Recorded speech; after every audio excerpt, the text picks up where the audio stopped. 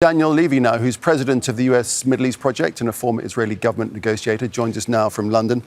Daniel Levy, thanks for joining us here on Al Jazeera. I just wonder how you assess the mood for war or not in the Israeli leadership right now. How do you assess the calculations going on within the Netanyahu administration?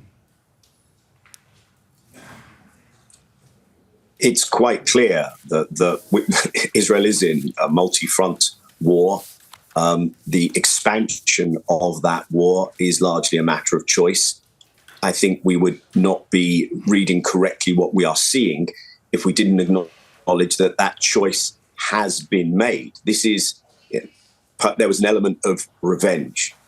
There was a significant element of seeking to restore a sense of deterrence. I'm talking about in the last year, what couldn't be achieved with attrition in Gaza, getting bogged down, obviously not succeeding with regard to getting back the Israelis being held there. Hamas is still there. They haven't done this total victory. But now they've moved on, I think, from deterrence to an offensive footing.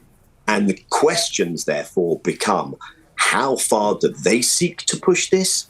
And how much capacity is there on the axis of resistance side to continue with the push back? And that's the question we have to ask ourselves right now.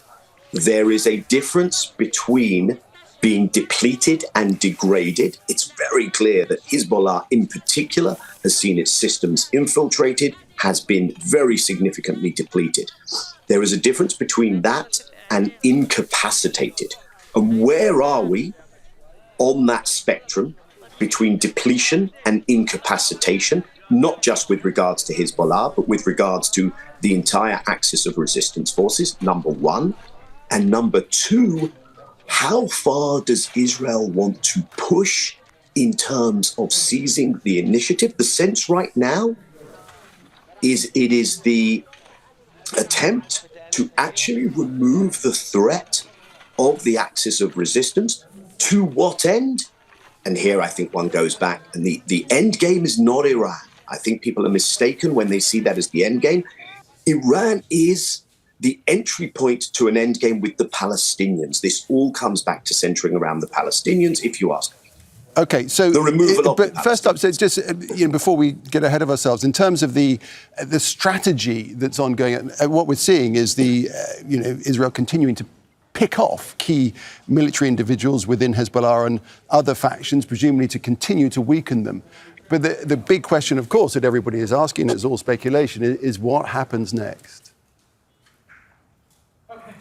Yeah, and you take out individuals, but we've seen in history individuals are replaceable. I think there is a legitimate question as to if one removes enough of a layer, then what does that do to command and control structures? But I think what the Israelis are looking at is not just the individuals, it's also the weapon stocks. So where do they go next? I think one can certainly anticipate a continued intense air operation, bombing operation in Lebanon. That's what we're in. We've seen strikes in Syria. We've seen strikes in Yemen. We're seeing the Americans, of course, are part of this. This is America's war, not just Israel's war. So we'll see things from the Americans in parts of Syria and in Iraq as well. Does one bring in Iran directly? That's the next questions going along. But, and this is a very important question, if Israel is moving forward with this, the domestic pressure inside the coalition, inside Netanyahu world and beyond, there's no Zionist opposition to this move. The pressure will be finish the job. Can you do the finishing of the job at all? And can you do it without ground troops? Right, so that's the point, isn't it? So how much appetite is there within Israel for a full-scale conflict or a full-scale invasion? I would not underestimate the combination of appetite and drinking your own Kool-Aid. What I mean by that is that people say, we can get this done, it's in sight. And so you go in and do something which becomes overreach, which works against you, which leads you into another war of attrition. because it's not just a question of appetite, it's also a question of capacity, it's a question of reserve units available. Israel has had a degree of exhaustion and depletion in terms of reserve units being willing to show up. I think there is now mobilization. On the Israeli side, they may well be looking at this and saying, never will we have a better opportunity. Never will we have a society so willing to go along with this. I don't know if never will we have an America that is so weak and complicit and ready to do our bidding, but certainly they have that. And can that then lead to, first of all, overreach, and you drag yourself into a situation where asymmetric warfare begins to work against you again, as it had in Gaza? And secondly, let's not forget, you achieve something militarily.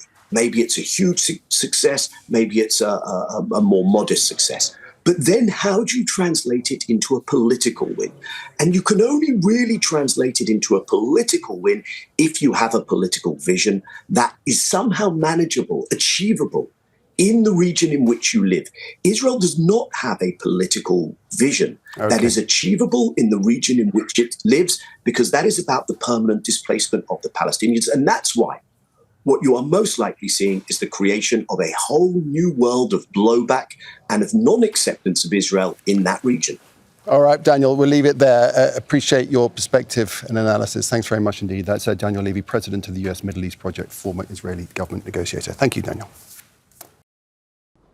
Make sure to subscribe to our channel to get the latest news from Al Jazeera.